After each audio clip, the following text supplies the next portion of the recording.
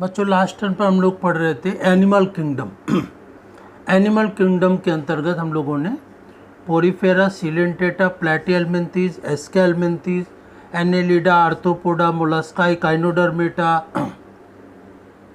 और इसके बाद कॉर्डेट्स पढ़े।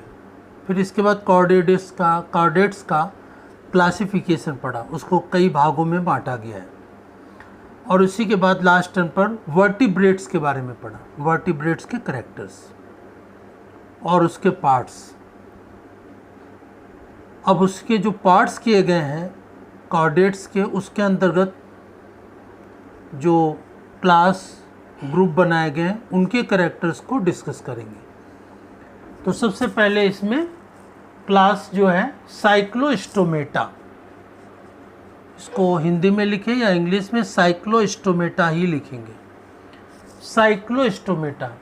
साइक्लोस्टोमेटा में जितने एनिमल्स आते हैं, जो भी जंतु आते हैं, वो सभी कैसे होते हैं? एक्टोपैरासाइट होते हैं। एक्टोपैरासाइट माने बाह्य परजीवी मतलब कि जो शरीर के बाहर से भोजन प्राप्त करते हैं। इसका उदाहरण आप दे सकते हैं कौन सा? मच्छर जैसे कैसा होता है? बाह्य परजीवी होता है, हमारे शरीर के अंदर नहीं जाता है, लेकिन बाहर से ही स्किन से क्या करता है? खून चूसता है। तो मच्छर कैसा है? बाह्य परजीवी, एक्टोपैरासाइट। तो वैसे इसमें जो भी एनिमल आते हैं वो सब एक्टोपैरासाइट होते हैं, बाह्य परजीवी, मतलब दूसरे जंतुओं में बाहर से भोजन प्राप्त करते हैं। इसे एक्टोपैरासाइट या बाह्य परजीवी कहते हैं। तो ये बाह्य परजीवी होते हैं। और बाह्य परजीवी किसके होते हैं? सम फिशेस, मतलब दूसरी मछलियों के शरीर के ऊपर चिपक जाते हैं और उन्हीं से ही ब्लड को सक करते हैं, चूसते हैं। तो बाह्य परजीवी इस प्रकार से होते हैं। इनमें 6 से लेकर 15 तक गिल स्लिट्स होते हैं, मतलब गिल दरारें होती हैं, स्लिट्स होते हैं, जो कि श्वसन क्रिया में, रेस्पिरेशन में सहायक होती है। तो गिल स्लिट्स या गिल की दरारें होती हैं 6 से लेकर 15 तक, जो कि श्वसन क्रिया में सहायक होती है। इसके बाद sucking and circular mouth without जा, इनका जो मुंह होता है वो चूसने वाला होता है, दूसरे जंतुओं के शरीर से खून को चूसना, पदार्थ को चूसना, चूसने वाला इनका मुख होता है। और कैसा होता है? सर्कुलर, गोल होता है, और उसमें जबड़े नहीं होते हैं, जालेस, विदाउट जास, जबड़े नहीं होते हैं।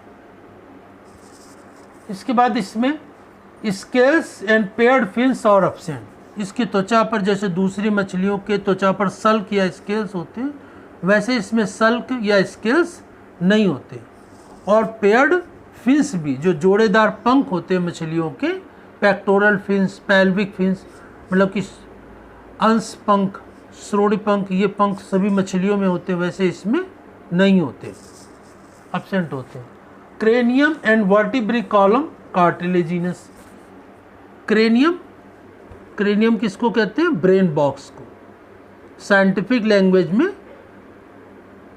क्रेनियम कहते हैं, इंग्लिश में इसको कहते हैं ब्रेन बॉक्स, मतलब जिसमें मस्तिष्क बंद रहता है उसको ब्रेन बॉक्स कहते हैं। और इस ब्रेन बॉक्स को साइंटिफिक लैंग्वेज में क्रेनियम कहते हैं। तो ये क्रेनियम होता है। और वर्टिब्री कॉलम मतलब कि रीढ़ की हड्डी, कशेरुक दंड। तो जो क्रेनियम होता है और रीढ़ की हड्डी, वर्टिब्री कॉलम या कशेरुक दंड होता है, ये किसका बना होता है? कार्टिलेजिनस। कार्टिलेज का मतलब उपास्थि का बना होता है। उपास्थि जो कि बहुत ही मुलायम होती है। जैसे हम लोगों में अंतः कंकाल 2 प्रकार का होता है ना, हड्डियों का और उपास्थियों का। हड्डियां कहते हैं, जैसे हाथ पैर की हड्डियां होती, बीच से नहीं मुड़ती है, तो वो हड्डियां होती, बोन्स होती। और कार्टिलेज या उपास्थि क्या होती है? जो बीच से मुड़ जाते हैं। जैसे कि हम लोगों का कान क्या है? कार्टिलेज है, उपास्थि है, जो कि मुड़ जाता, कैसे भी मोड़ दो, लेकिन इसका स्ट्रक्चर फिक्स होता है, संरचना निश्चित होती है। तो ये क्या है? कंकाल है, स्केलेटन है। तो कंकाल 2 चीज़ों का बना होता है, बोन्स का, कार्टिलेज का। लेकिन बोन्स हार्ड होती है, जैसे हाथ पैर की हड्डियाँ हार्ड होती है, और जैसे नाक है, कान है, ये मुड़ जाते हैं। तो ये क्या है? कार्टिलेज है, उपास्थि है। तो साइक्लोस्टोमेटा में क्रेनियम या ब्रेन बॉक्स, जिसमें मस्तिष्क बंद रहता है, और रीढ़ की हड्डी, वर्टिब्री कॉलम, ये कार्टिलेज या उपास्थि के बने होते हैं। इसके बाद सर्कुलेशन क्लोज टाइप, मतलब blood vascular system close type होता है, बंद होता है। बंद का मतलब जैसे हम लोगों में रुधिर का परिवहन रुधिर नलिकाओं में होता है, आर्टरीज में, वेन्स में, धमनियों में, शिराओं में होता है, वैसे इसमें भी होता है। तो रुधिर नलिकाओं में बहता है, इसलिए इसको कहते हैं बंद रुधिर परिसंचरण तंत्र, closed blood vascular system.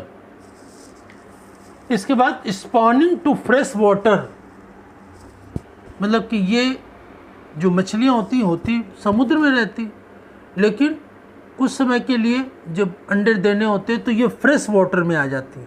Fresh water मतलब जिसमें खारा पानी नहीं होता है, जैसे समुद्र में खारा पानी होता है, नदियों में फ्रेश वाटर होता है, तो ये समुद्र से नदियों में आ जाती है। और नदियों में जल में अंडे देने के बाद, स्पॉनिंग करने के बाद, फिर ये वहीं पर वापस लौट जाती हैं समुद्र में, और जाते ही कुछ दिन के अंतराल में मर जाती, जाते समय सर्वाइव नहीं करती, जिंदा नहीं रहती। Few days dies, after few days after spawning, spawning के बाद कुछ समय बाद ये मर जाती। Larva after metamorphosis return to the ocean, और जो लार्वा होता है, लार्वा एम्ब्रियोनिक स्टेज की एक भ्रूणीय अवस्था की एक अवस्था होती है जिसमें मेटामॉर्फोसिस या कायांतरण होता है। हिंदी में कायांतरण कहते हैं, इंग्लिश में मेटामॉर्फोसिस कहते हैं। अब ये मेटामॉर्फोसिस या कायांतरण होता क्या है? मेटामॉर्फोसिस या कायांतरण का मतलब लार्वा से पूर्ण विकसित जंतु बनने की प्रक्रिया को मेटामॉर्फोसिस या कायांतरण कहते हैं। Transformation of animal from larval stage to adult animal is known as metamorphosis. Larva अवस्था से जंतुओं का पूर्ण विकसित जंतु बनने की प्रक्रिया को कायांतरण कहते हैं। तो इसमें कायांतरण होता है। तो कायांतरण तो इसका साइक्लोस्टोमेटा का किसमें हो जाता है? नदियों के पानी, मतलब फ्रेश वाटर में। और जब कायांतरण पूरा हो जाता है, मछली बन गई, तो ये ओशन में, मतलब समुद्र में चली जाती है। इसका उदाहरण क्या है? पेट्रोमाइजॉन या लैम्प्रे। इसका एक उदाहरण है पेट्रोमाइजॉन या लैम्प्रे, और दूसरा एग्जाम्पल है मिक्सिन या हैगफिश। तो इसके दो एग्जाम्पल आप याद रखेंगे, पेट्रोमाइजॉन या लैम्प्रे, दूसरा है मिक्सिन या हैगफिश। अब इसके पश्चात दूसरा पढ़ते हैं पाइसिस या मत्स्य वर्ग। पाइसिस या मत्स्य वर्ग, मीन वर्ग, जिसमें मछलियाँ आती हैं। मछलियों को दो भागों में बांटा गया है, जैसा कल हम लोगों ने लास्ट टर्न पर डिस्कस किया था। मछलियों को दो भागों में बांटा गया, कॉन्ड्रिक्थिस और ऑस्टिक्थिस। कॉन्ड्रिक्थिस का मतलब क्या होता है? जिसमें कि अंतःकंकाल कार्टिलेज का, उपास्थियों का बना होता है। और ऑस्टिक्थिस में क्या होता है? जिसमें कि मछलियों का अंतःकंकाल हड्डियों का बना होता है, बोन्स का बना होता है, तो वो कहलाता है ऑस्टिक्थिस।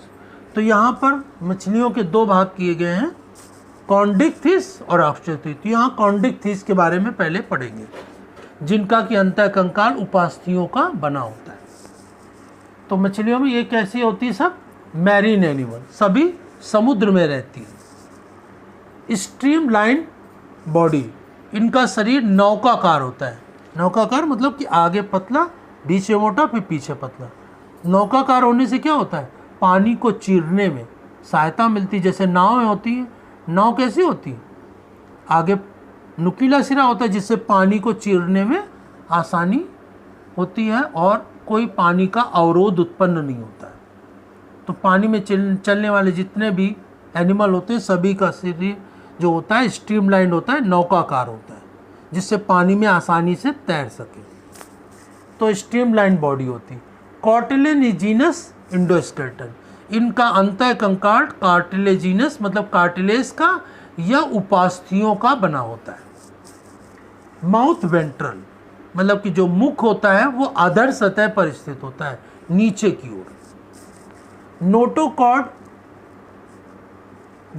इसमें उपस्थित होती है, होल लाइफ नोटोकॉर्ड होती है, क्योंकि ये कॉर्डेट के अंतर्गत आते हैं, इनमें नोटोकॉर्ड होती है और होल लाइफ रहती है। ऐसा नहीं कि बीच में, जैसे हार्डमानिया में क्या होता है, नोटोकॉर्ड लार्वा अवस्था में रहती, बाद में गायब हो जाती, लेकिन इसमें ऐसा नहीं होता है, होल लाइफ पूरा जीवन नोटोकॉर्ड शरीर में रहती है। Gill slits are separate without operculum, तो गिल स्लिट्स इसमें होते हैं, गिल की दरारें होती हैं जिनके द्वारा श्वसन होता है, लेकिन इसके ऊपर गिल दरारों के ऊपर ढक्कन या ऑपरकुलम नहीं होता है। ऑपरकुलम माने गिल को ढकने वाला जो ऑर्गन होता है उसे ऑपरकुलम कहते हैं।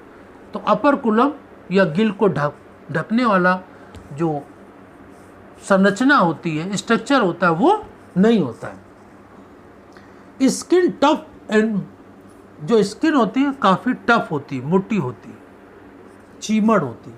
माइन्यूट प्लेकॉइड स्केल्स, और इसकी त्वचा में बहुत ही छोटे छोटे प्लेकॉइड स्केल्स मतलब कि सल्क होते हैं त्वचा में, जैसे मछलियों की सल्क होते हैं, कुछ ऊपर से होते हैं, ये प्लेकॉइड स्केल त्वचा के अंदर होते हैं। एंड जाज आर वेरी पावरफुल, जाज माने जबड़े, इसके जबड़े बहुत ही शक्तिशाली होते हैं। जाज आर पावरफुल, जबड़े बहुत ही शक्तिशाली होते हैं। एयर ब्लैडर और एब्सेंट, इसके शरीर के अंदर जो वायु कोष होते हैं वो अनुपस्थित होते हैं। देखो अंदर वायु कोष होंगे तो हवा बढ़ जाएगी, हवा बढ़ जाएगी तो शरीर हल्का हो जाएगा, शरीर हल्का हो जाएगा तो तैरने में सहायता मिलेगी, लेकिन इनमें अंदर शरीर के एयर चैम्बर या वायु कोष नहीं होते हैं, जिनसे इनको क्या होता है, ये हमेशा तैरते रहते हैं, एक्टिव बने रहते हैं। और जिनके एयर चैम्बर होते हैं तो एक बार हवा भर गई तो कुछ समय तक आराम नीचे से कर सकते हैं, तो ये हमेशा मूवमेंट में बने रहते हैं। एयर चैम्बर एब्सेंट होते हैं। और इनके हृदय में क्या होते हैं, 2 चैम्बर होते हैं, हृदय में 2 चैम्बर, एक आलिंद और एक निलय, या एक ऑर्किल और एक वेंट्रिकल होता है। हृदय में 2 चैम्बर्स होते हैं। तो ये मछलियों के कुछ मुख्य लक्षण थे। और इसके बाद इसमें देखते हैं कुछ एग्जाम्पल, जैसे इलेक्ट्रिक ऑर्गन। एक मछली होती है जिसे इलेक्ट्रिक फिश कहते हैं, विद्युत मीन या इलेक्ट्रिक फिश। इसका वैज्ञानिक नाम होता है टॉर्पिडो। इस मछली के पृष्ठ सतह पर पंखों में 2 बड़े बड़े गोल आकार के इलेक्ट्रिक ऑर्गन होते हैं। ये इलेक्ट्रिक ऑर्गन से ये करंट छोड़ती है, जिससे कि इससे ये अपनी रक्षा करती है। कोई मछली इसको पकड़ने के लिए आती है तो करंट छोड़ देती है, जिससे कि इसका बचाव हो जाता है, वो दूर से ही भाग जाती है। तो इसके शरीर में करंट उत्पन्न होता है, इसलिए इसमें इलेक्ट्रिक ऑर्गन होते हैं, इसीलिए इसको इलेक्ट्रिक फिश कहते हैं। और इसका वैज्ञानिक नाम क्या है, टॉर्पिडो।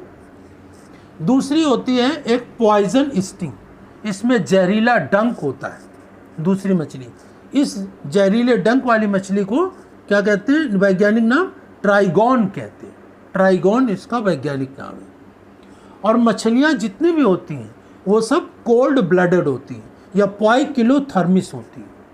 कोल्ड ब्लडेड का मतलब जिनके शरीर का ताप वायुमंडल के ताप के अनुसार घटता बढ़ता है।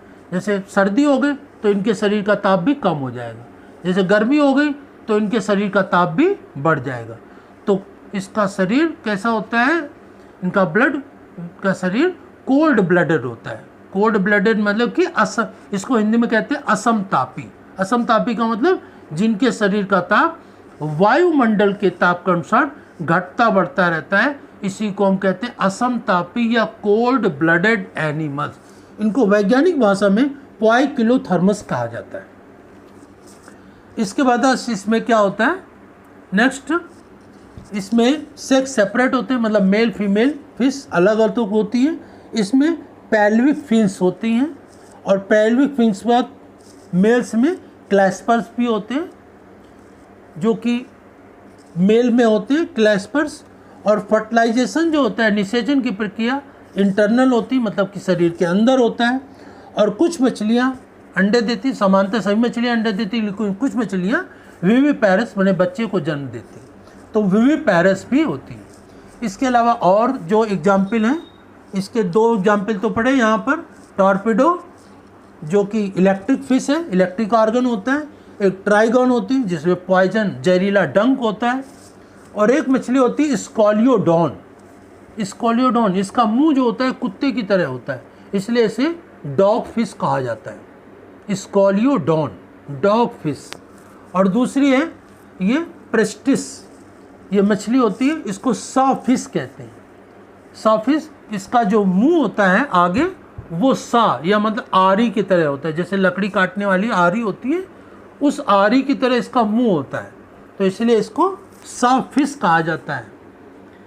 तो इस प्रकार से ये मछलियों के कुछ लक्षण हुए। मछलियों के स्पाइसेस को जो है सुपर क्लास है, उसके 2 क्लास हैं, कॉन्ड्रिक्थिस और ऑस्ट्रेक्थिस। तो कॉन्ड्रिक्थिस में क्या क्या एग्जाम्पल होते हैं और कॉन्ड्रिक्थिस के अंतर्गत जो मछलियाँ रखी गई उनमें क्या क्या लक्षण होते हैं, उन लक्षणों को हम लोगों ने आज डिस्कस किया। और इसके बाद नेक्स्ट क्लास के जो एनिमल्स हैं उनके कैरेक्टर्स हैं उसको नेक्स्ट टर्न पर डिस्कस करेंगे। इसको आप लोग अपनी फेयर कॉपी में नोट करेंगे और इसको याद करेंगे। धन्यवाद।